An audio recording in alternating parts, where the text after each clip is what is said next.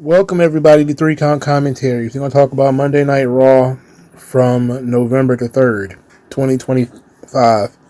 I fell asleep on this episode of Monday Night Raw. I don't regret it. I saw the finish on Twitter. So, it is what it is, man. It is what a TI is, brother. I'm going to just blitz through this episode of Raw. Nothing special occurred. Supposed to be landscape changing or something or other that I heard it was supposed to be. It was nothing of the sort. It was just the same old garbage. Put the same old way. But I'm going to try to review this thing a little bit differently this time. I'm just going to, instead of, telling the story of the show, I'm just going to say what happened, and then we're going to move on. Logan Paul has joined the Vision. Logan Paul is replacing Seth Rollins as the solo act of the Vision. There is positives and negatives to this. A positive is that Logan Paul is a heat magnet, and it works for his character. He's a young guy, as we did this list about the top, 20 wrestlers under 30, and I didn't even realize that Logan Paul is under the age of 30. And he's very fucking good. And he was decent on this show too. Punk comes out and he talked a whole lot about a whole bunch of nothing. He did the Young Bucks taking a lap thing, which was, I can't believe he's still on that. Punk, grow up. He talked about wanting to be friends with Jay, but understands that can't be the case. And says that he came back to make money, not to make friends. And now he wants to be champ as long as he can. So he is who he says he is, the best in the world. Wants to punch some people in the face and also wants to test himself against the best. And he made a list of people that he wanted to punch in the face and he wanted to wrestle. JD McDonough was on that list. I almost threw up. I should have walked away from the TV. AJ Styles was on that list. So was Sheamus and so was John Cena and Finn Balor. So he says that anybody who feels like they've earned it and they deserve it, they can come and get it. Meaning a fight or a championship match or something. And then here comes Logan Paul, where CM Punk emphatically says no. Tries to yell over Logan Paul's theme song no. And says anybody except him. And then told Logan Paul to go challenge Ilya Dragunov for the United States title. That's more his speed.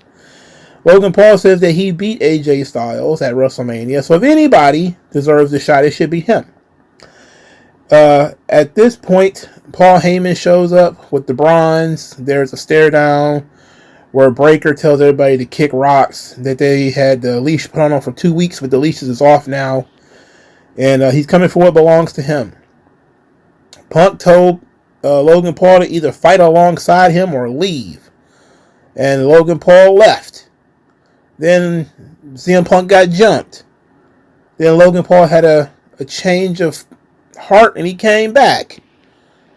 And he actually helped CM Punk. That was weird. That was very weird. Scared the hell out of everybody. Made people believe that they were trying to turn Logan Paul babyface. The rest of the show was Jey Uso. Jey Uso had an attitude, wanted to partner up with CM Punk tonight. Punk reluctantly accepted that. Then Jey was talking to Heyman. Heyman was once again reiterated that the Bronze ain't giving nobody no break this time. They cutting loose on everybody now. So the main event was Jey Uso and CM Punk versus Braun Breaker and Bronson Reed. I don't know what happened because again I fell asleep during Jey Uso's very long entrance. When I opened my eyes, the show was just going off the air and Logan Paul was in the ring with Paul Heyman. So I went to the Twitter machine to see what occurred, and apparently things broke down and Punk was there with a chair, so I guess the Bronze had kind of gotten out of control. Logan Paul showed up with the brass knuckles and he sucker punched CM Punk. Then he gave the brass knuckles to a smiling Paul Heyman. I have to say that they blinked. They had an opportunity to turn Jey Uso heel, and they blinked. Instead of turning Jey heel, they decided we're going to keep Jay in this same spot. We're going to actually just bring in Logan Paul. I don't know. Look, I'm not against them bringing in Logan Paul in this spot because, again, Logan Paul is a heat magnet. And that's what the business is all about. That bonehead Triple H did an interview where he talked about being a story-driven show and talk about the protagonist and the antagonist, and these are the stories that he wants to tell. And Logan Paul, them teasing that they were going to turn him babyface only to double down on the heel turn later. It was interesting, but why would CM Punk be so naive as to trust Logan Paul? I don't know why anybody would be so naive as to trust Logan Paul, but it worked. Some people got really, really upset at the idea of Logan Paul being in a tag team or a babyface. But now, Logan Paul is going to be an opponent of CM Punk. I like that. I genuinely think it's... Look, Logan Paul has performed extremely well against AJ Styles, John Cena, Roman Reigns, LA Knight. I mean, he's been tremendous in those roles. So, Logan Paul versus CM Punk for the title is good. I mean, it interests me a lot more than CM Punk versus Seth Rollins does. So, I'm going to approve of Logan Paul being a member of the Division. I'm going to approve Logan Paul wrestling CM Punk as a fresh matchup. I've never seen it before. I don't care if Logan Paul spent the entire summer choreographing this match. I don't give a shit. At this point, it don't really matter. Yes, normally you would complain and say, look, Logan Paul lost to John Cena in his last match. Why is he wrestling CM Punk now? But they told you now.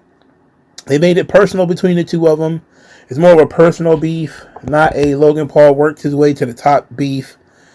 And it's the opposite of what CM Punk was talking about, where he talked about he wanted to fight somebody who's earned it, but we know Logan Paul hasn't earned it, and that he's going to get a championship match just because he's a snake, which fits his character. So I like this. I don't have no problem with this. Now, the one issue that I do have with it is that it does take some of the shine off of Braun Breaker and Bronson Reed. Putting Logan Paul with Heyman, Logan Paul doesn't really need anybody to talk for him or to talk him up. And we know that Paul can't save everybody. They made a habit of just throwing people with Paul Heyman. And Logan Paul isn't going to be, Ryback or Cesaro or who was Mr. Curtis Axel. He's not going to be like that. He's not bad like them. They're very bad. But I'm not sure he needs it. I'm not sure he needs Paul Heyman, but it's helpful. Logan Paul could be a guy that they could push as the future of the business. This is the second time they've kind of done that. Remember, they had John Cena call Logan Paul the future of the business. So they truly believe that Logan Paul is all in on pro wrestling. And if they believe it, hard to say otherwise. He keeps saying it, and WWE believes it. So I'm okay with it. I just don't want I don't want him to distract too much from what they were doing with Braun Breaker. That's the problem. That's the only issue I got. Is it seemingly is going to push back Braun Breaker's chasing of the title. They're going to put Logan Paul in this spot. It makes sense if we're going to have Braun Breaker challenge for the title at WrestleMania or something. Then maybe a couple of weeks of Logan Paul championship matches or something like that would be fine. Like if he's going to be the opponent for Survivor Series and for Saturday Night's main event, fine. I mean, who cares? It's fine. So, Logan Paul as a member of the Division, don't mind. Nikki Bella lost again. Stephanie Becerra and Nikki Bella were defeated by Roxanne Perez and Raquel Rodriguez. Who gives a shit? Nikki Bella is a jabroni.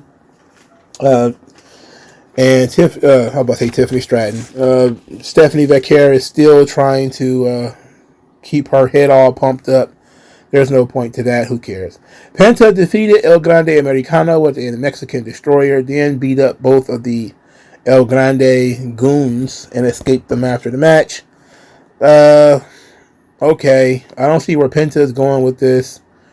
Ludwig Kaiser apparently broke up with Tiffany Stratton, and now he's dating some Mexican announcer lady who is absolutely gorgeous, by the way. She's a good-looking woman. Guy can't lose. The joke now is that Ludwig Kaiser is Batman, that he is his real self with the mask on. He took the mask off and he's basically Bruce Wayne. He put the mask on, he's Batman. He's got all the moves. He's debonair. And he's beloved in Mexico. The Kabuki Warriors had a promo segment where Asuka claimed to be the one true legend of the women's division. Claimed they're going to destroy and rip apart everybody until they get their shot. And that they left Bayley alone last week out of kindness, but they will now prove that they are the most dominant. And they did defeat Lyra Valkyria and Bayley in a tag team match. And this match made me tired. This was the match that really kind of took the... Well, no, that wouldn't be fair. I wasn't interested in this, but it didn't kill me. I think the tag team title match is what did it. You know, because I just saw that match, so that's kind of what did it. But Lyra Valkyria and Bayley were arguing, you know, whether Lyra can trust Bayley or not, and whether Bayley's going to be all in or blah, blah, blah. Who gives a damn? Who gives a damn? The Kabuki Warriors won. After the match, Charlotte and Alexa Bliss showed up to run them off. Okie dokie. There was also a moment between Becky Lynch and Asuka in the aisleway where Becky Lynch came out to cut a promo on Maxine Dupree and talk about how New Mexico is only known for meth addicts. All these things are true. That Maxine Dupree has no business being in a ring with her, and that Becky Lynch is the GOAT. I don't know about that, but most of this promo is about 95% truth. It's not just me saying it. Becky Lynch said it. AJ Styles and Dragon Lee defeated JD McDonough and Finn Balor. There was more Judgment Day nonsense. There was also a cameo from Sheamus who appeared at some point during this match. I don't know what he did. He didn't directly lead to the finish, though. So, I mean, it's whatever. AJ Styles pinned one of these guys. I'm pretty sure it was JD McDonough. And I think that's it. No, there was one more thing. Dominic Mysterio. He finally got an in-ring promo, and I was thinking to myself, oh, this is nice. Dominic's finally going to get to come in the ring and do something major. Turns out, oh, they only got to do that because Ray's coming back. So Ray's back. Ray is upset that Dominic thinks he's the king of the luchadors and says that it's an insult to his blood and is an insult to their family. That Dominic thinks he's better than Blue Demon, El Santos, Mil Mascaras, etc. And Dom said he is better than all of them. And Ray said, look, you can disrespect me. You can call yourself the best champion, but you're not going to disrespect Lucha Libre. Dom said that Ray is jealous and that Ray stole his mustache. And that when he mentions the name Eddie Guerrero, he better keep his father's name out of his mouth. Then Dominic said that he made the Mysterios relevant, and everything he's done in his short career has surpassed everything that Ray has done. And then they fought a little bit before Dominic ran away. Again, Dominic is capable of holding his own without Ray. Obviously, there was a holding pattern going on until Ray was ready to come back. It would have been nice if Ray would have, I don't want to say stepped aside and let somebody else handle it, but Ray should definitely step aside and let somebody else handle it. I was in this position where I was kind of like, are they going to bring back Santos Escobar and put him in this situation, put him and Ray back together? And I was like, no, they can't do that. And they can't put Dragon Lee in this situation either because he's in a tag team with AJ Styles. So the only other person you could think of was Penta. where you could have brought him in. Um, I don't know, or maybe that Rey Mysterio could corner Psycho Clown or somebody like that. Well, Psycho Clown, he's in the middle of this thing with the Wyatts. It has to be somebody in AAA that I'm not thinking of right now. That they could have had Rey endorse that guy and then put Rey in his corner so he could wrestle Dominic, and then ultimately Rey ends up wrestling Dominic himself. You know, I don't hate this, but we've been here for a while in terms of Dominic and Rey, and I'm not sure what more we can get out of it. Maybe these are the matches that Dominic are going to win now. He's kind of deserved to go over. But I'm at the point where I'm not sure Dominic needs to wrestle Rey anymore because he's already over. In fact, during the promo segment, when Dominic said he was better than Blue Demon and El Santo and all that, the fans cheered. Like, the fans cheered. They booed when Rey Mysterio said that Dominic isn't the king of the luchadors. We don't need Rey, okay? We're done here. The job is done. Dominic is over. If he wants to be king of the luchadors, he should be wrestling luchadors. And I know Rey is a luchador technically, but let's find some other guys. You know, especially guys who have history. This would have been a perfect setup for guys who are, you know, former members of Legado del Fantasma, so like Berto and Angel, who are related to Hector Garza. Again, like the Brazos, which is like Psycho Clown and his family members. Could have been interesting to set up, you know, various cliques and families that are going to stand up against Dominic, and maybe even do a little tease where, you know, when Dominic is overwhelmed, you know, Rey kind of steps in to help him a little bit, you know, and Dominic refuses it. You know, there's a lot of different things you could do there, but all in all, I don't think we need to have another Rey versus Dominic match. I don't know what we can get out of that outside of the mask versus hair match, which should only happen in Mexico between these two. You know, if you're going to retire Rey Mysterio at some point, which I'm sure they are, he's 50, shit, then I think you do a mask versus hair match, but I don't think you do that anytime soon. They may try to do Rey versus Dominic at some point. Well, they have that big show in December in AAA. So maybe that's what they're going for. Maybe they're going to try the Clash of the Titans show, I think it's called. It's in Spanish, though, like the Titan Warriors or some shit it's called. Guerrero de Titans. I think it's in December. I think they're building this match for that. Fine. But you have to trust Dominic, and I think you can, to be the draw and to be interesting on his own. And that's the big issue that we got here is I don't think WWE truly trusts Dominic yet. And there's no reason why they can't. So they put him with relatively safe opponents so he can have good matches with. This is why he ends up wrestling Vikingo a bunch. Because, you know, you can't really fuck that up. He keeps wrestling Dragon Lee a bunch because you can't really screw that up. He keeps wrestling his dad a lot because you can't screw that up. It's like, sure. But at the same time, it would be nice if we could see Dominic get in there with a lot of different kinds of guys. And, you know, I want to see him wrestle like La Parka and like Mr. Iguana and, you know, those kinds of guys.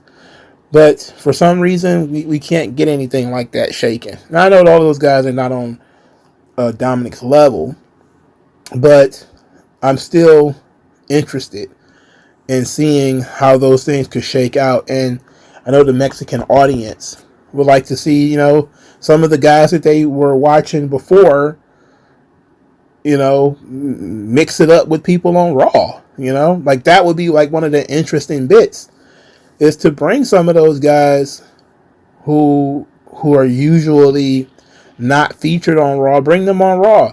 Even if it's somebody like Laredo Kid, who, you know, nobody believes he's going to do anything. You know, he's going to, you know, Laredo Kid spent like most of the last 4 years as a jabroni in TNA. But just giving them a shot on Raw could be interesting. A guy like Aerostar could be fun for you to bring in to have work with Dominic Mysterio for a short spell. Even if it's just a one-off match or something like that. You could do stuff like that and build up this King of the Luchadors thing similar to Randy Orton's Legend Killer gimmick. Why wouldn't you do that? Not every Dominic Mysterio match needs to be a main event match, and it certainly does not need to be safe. And this is what I mean by safe booking. It's way too safe. You should be thinking outside the box, and I'm very interested in them doing something different.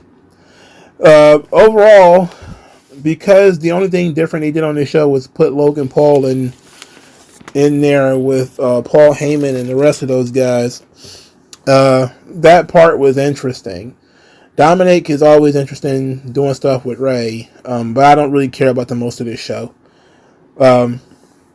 It's unfortunate because, there's a whole lot of tag team stuff on here, and none of it really moved me. In fact, it was mostly quite boring, and that's been the nature of Raw for a really long time now. It's just not been interesting. So let me know what you guys think. I'll talk to you good folks later, man. Peace out. MagMongoSlade. Best house I ever drew, daddy.